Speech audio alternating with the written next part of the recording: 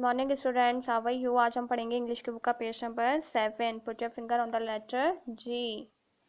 Capital letter G, small letter ji.